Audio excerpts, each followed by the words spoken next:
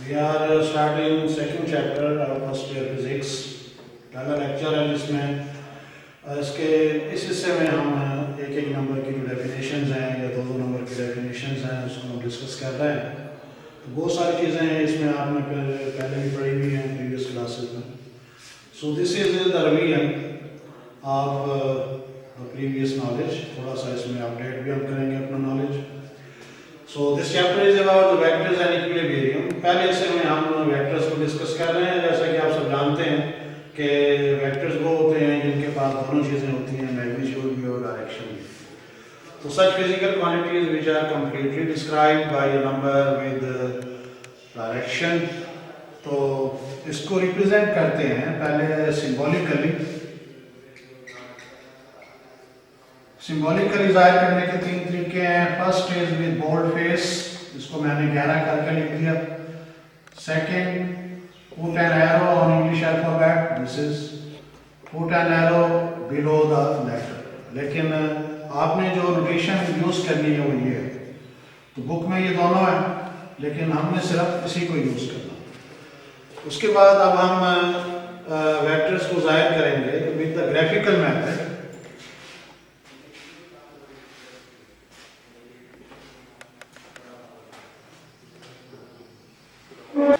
Graphical method में किसी vector को हम दो चीज़ों से जाहिर करते हैं, टेल से और हेड से।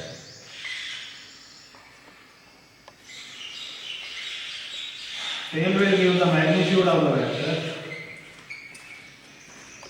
and head will indicate the direction of the vector. The next is rectangular components. किसी वेक्टर के वो कंपोनेंट्स जिनके दरमियान एंगल 90 का होगा उसको हम कहेंगे rectangular components. Say we have a point P here in XY plane. अब इसके दो कोऑर्डिनेट्स हैं, एक x एक्सिस के साथ एक y के साथ। से x के साथ जो कोऑर्डिनेट है उसको a से, y के साथ जो है उसको b से जाहिर कर लेते हैं। तो इसको रिप्रेजेंट करने के लिए हमने एक टेल और ये एरो डाल दिया इस पे, दिस इज। तो इसका एक परपेंडिकुलर ड्रा करते हैं यहाँ पे and this will give the coordinate A and this will give the coordinate B. अब इस वेक्टर के ये दो कंपोनेंट्स आ गए जिनके दरमियान एंगल 90 का। So these are known as rectangular components of the vector. The next is addition of vectors के हमारे पास ये दो वेक्टर्स हैं, this is vector A and this is B. हम इनको ऐड करना चाहते हैं। तो प्रीवियस क्लास में आपने पढ़ा कि वेक्टरों की जो एडिशन है वो हेड टू टेल रूल से। तो if we want to find A plus B, तो ऑर्डर में फर्स्ट वेक्टर ए है, सेकंड बी है, तो वैसे ही हमने ए को बना लेना है दोबारा। अब ए की हेड से बी की टेल को जोड़ देना। This is tail of B, this is vector A, this is B. उसके बाद फर्स्ट वेक्टर की टेल को लास्ट वेक्टर के हेड से मिला देना है। Now this is the resultant A plus B. इसी तरह अगर बी प्लस ए मालूम करना हो, अब ऑर्डर इसमें रिवर्स होगा। ऑर्डर में फर्स्ट वेक्टर बी है, सेकंड ए है। So let us draw the first vector B. अब सेकंड वेक्टर को जोड़ना है इसके साथ। This is A, this is the resultant. So this is again the same as a plus b. तो हमने देखा कि रिजल्टेंट भले वो a प्लस बी का हो या b प्लस a का हो, सेम है मैग्नीट्यूड भी और डायरेक्शन भी। तो it means I can write it as a plus b is equal to b plus a।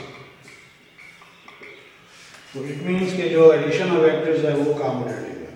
The next is the resultant vector. जब हम दो या दो से ज़्यादा वेक्टर्स को ऐड करते हैं तो वो एक सिंगल वेक्टर के बराबर होता है। तो से we have two vectors A and B, तो इसको ऐड किया। So this is the resultant A plus B.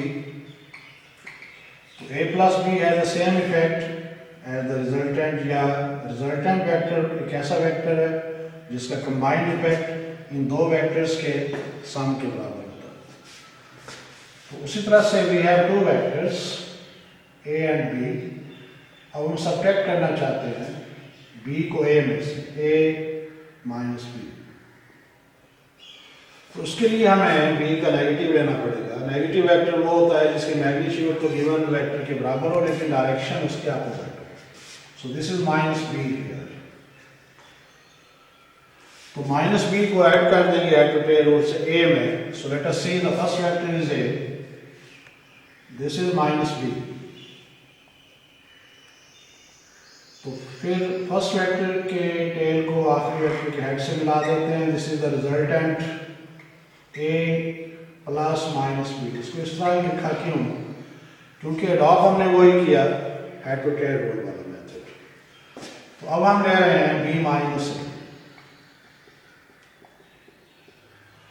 तो अब ए का नेगेटिव लेना पड़ेगा, दिस इज नेगेटिव ऑफ ए।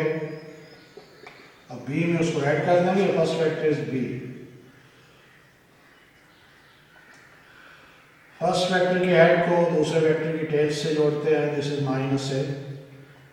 फिर फर्स्ट वेक्टर की टेल को आखिरी वेक्टर की हेड से मिला दिया, this is R dash B plus minus A.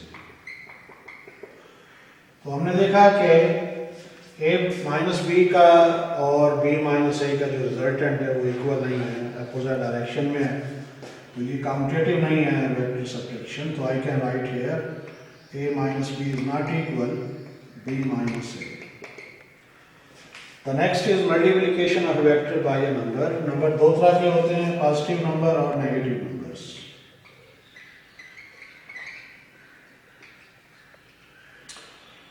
तो एक और इंटरेस्टिंग भी है इसमें कि जब हम एक स्केलर को वेक्टर से मल्टीप्लाई करते हैं then we will always get the vector quantity. Say this is the momentum mass into velocity.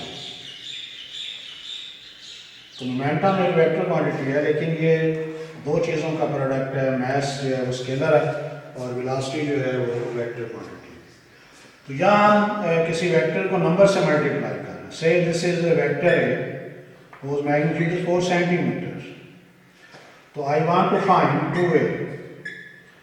तो मुझे 2 जो है वो वेक्टर ए से मल्टीप्लाई नहीं करना बल्कि इसके मैग्नीट्यूड से मल्टीप्लाई करना। तो जब इसकी मैग्नीट्यूड से मल्टीप्लाई करेंगे तो वो 8 सेंटीमीटर आएगा। तो अब मुझे एक ऐसा वेक्टर लेना है जिसकी मैग्नीट्यूड जो है वो 8 सेंटीमीटर होगी, डायरेक्शन वही होगी जो ए की है। सो this is 2a। Similarly, if we want to multiply this by 3, then its magnitude will increase by 3 times, 5 or 5 times, n time. तो वेक्टर्स को जब किसी नंबर से मल्टीप्लाई करते हैं तो उसकी मैग्नीट्यूड में बाई दैट नंबर टाइम इजाफा हो जाता है लेकिन डायरेक्शन उसकी वही रहती है। तो अगर हम नेगेटिव नंबर से मल्टीप्लाई करते हैं, से we want to find the minus 2a, magnitude is always positive for any vector. तो अब उसके लिए क्योंकि नेगेटिव आ गया तो हमें 2a का नेगेटिव लेना है। 2a अभी हमने लिया, दिस इज ऑफ 8 सेंटीमीटर। तो डायरेक्शन इसकी रिवर्स कर दें। So this is minus 2a. Now the next is, this is the most important, unit vector.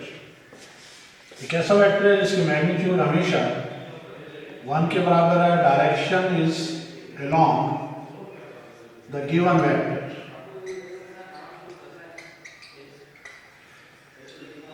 एक ऐसा वेक्टर जिसकी मैग्नीट्यूड 1 है, डायरेक्शन उसकी किसी दिए हुए वेक्टर की तरफ है, उसको हम कहते हैं यूनिट वेक्टर। इसका रिप्रेजेंटेशन है कि इंग्लिश अल्फ़ाबेट उसके ऊपर एक कैप डाल देते हैं तो this become the unit vector. इसका फार्मूला वेक्टर ओवर मैग्नीट्यूड आता है। तो किसी वेक्टर की मैग्नीट्यूड को हम बगैर एरो के लिख सकते हैं। एक और तरीका भी है, मॉड में लिख देंगे इसको, this is also the magnitude. इसको मल्टीप्लाई करते हैं, vector is equal to magnitude multiply unit vector. तो it has a significant importance कि अगर हमें किसी वेक्टर की मैग्नीट्यूड को वेक्टर बनाना हो तो हम उसको यूनिट वेक्टर से मल्टीप्लाई कर देते हैं। से दिस इज अ रेक्टेंगुलर, ये इसका एरिया है, बेस इनटू हाइट। तो अभी तक हमने पढ़ा एरिया स्केलर क्वांटिटी है, लेकिन नेक्स्ट बुक में हम पढ़ेंगे एरिया जो वेक्टर क्वांटिटी है। जस्टिफाई करना पड़ेगा कि इसके एरिया की डायरेक्शन किस तरह है। तो area is always normal to the plane.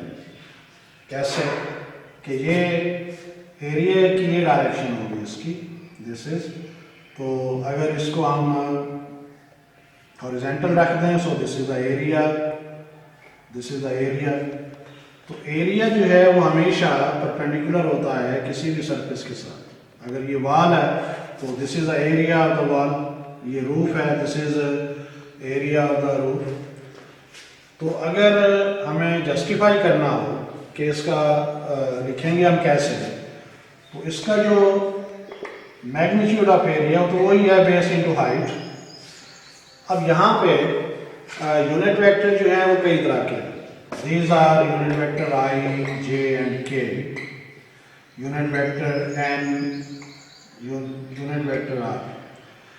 अगर हमें किसी वेक्टर को along x एक्सिस जाहिर करना हो, उसको I यूनिट वेक्टर से मल्टीप्लाई करेंगे, y एक्सिस के साथ हो उसको वेक्टर बनाना हो, उसको J से मल्टीप्लाई करेंगे, z एक्सिस के साथ है उसको यूनिट वेक्टर K से मल्टीप्लाई करेंगे। अब यहाँ पे हमारे पास एक ऐसा यूनिट वेक्टर होना चाहिए, क्योंकि एरिया हमेशा नॉर्मल रहता है। एरिया की लोकेशन किसी भी तरह से हम ले लें, वो हमेशा 90 के एंगल पर होता है, तो 90 के एंगल पर होना उसको हम कहते हैं नॉर्मल। तो we have a unit vector normal to the plane n unit vector base into height into n। तो मैंने दोनों तरफ उसको यूनिट वेक्टर n से मल्टीप्लाई कर दिया। So this was the magnitude, this was the unit vector, magnitude into unit vector is equal to vector, and this becomes the whole statement के इस रेक्टेंगुलर का जो एरिया है उसकी मैग्नीट्यूड है बेस इनटू हाइट, और उसकी जो डायरेक्शन है वो नॉर्मल टू द प्लेन है, यानी जैसे प्लेन रखी हुई है उसके साथ 90 के एंगल पर। अब हम हैं नल वेक्टर पे, एक ऐसा वेक्टर जिसकी मैग्नीट्यूड 0 है। तो जब मैग्नीट्यूड 0 होती है तो वेक्टर एग्जिस्ट नहीं करता, लेकिन फॉर्मेलिटी पूरी करनी है उसकी डायरेक्शन बता के। तो उसकी जो डायरेक्शन है वो आर्बिट्रेरी है, आर्बिट्रेरी मीन किसी भी तरफ। तो ये कब हासिल होता है, जब हम एडिटिव इनवर्स लेते हैं किसी वेक्टर का। So this is a null vector, so additive inverse of a vector results into a null vector. So these are the equal vectors। नाम से जाहिर है कि इसकी मैग्नीट्यूड भी सेम हो और डायरेक्शन भी सेम हो। So such two vectors whose magnitude is same and whose direction is same are the equal vectors। So we have such vectors।